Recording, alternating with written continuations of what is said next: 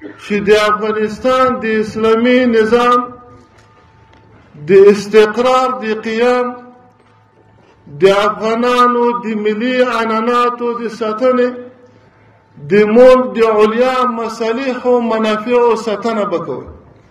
که تاسې هغه خلک جوړ شئ چې د هغې په مرکزونو د هغې په غونډونو قرارګاهو کې تاسې اوسېږئ، هغوی څه کول؟ د خپلو ځانونو سره ظلم وکړو.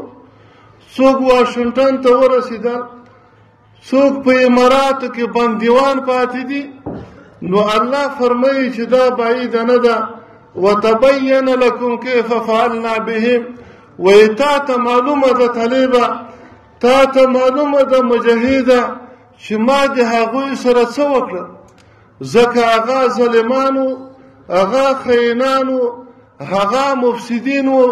د هغې انجام دغه شو چې کله په هلیکاپټر کې سپور شو، په طیاره کې سپور شو، دا معلومات نه ورته کېدو چې زه خوست ته ځم او که زه اماراتو ته ځم. کوشش به دا کوو چې د افغانستان دا ګټلی نظام وساتو، د افغانستان وحدت وساتو. موږ په افغانستان کې 2 و 3 پچیان ونه لرو.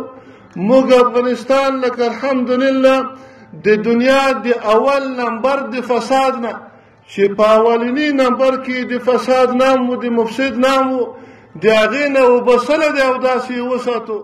علي قدر امیر المؤمنین منظورۍ په اساس چې موږ ورته پیشنهاد کړی وو او دوی د خپل لطف له مخې نه دا 3 قسمه اینوفورم موږ ته منظور کړی. دا د اسلامي امارت یو بل د پرمختګ په لوري قدم دی چې ورځ تر بلې امنیتي ارګانونه لله الحمد د ترقۍ وخواته روان دي او اینوفورم چې په هر ارګان کې دا په نظم او ډسپلین باندې دلالت کوي. ټولو ته مبارکي وایو.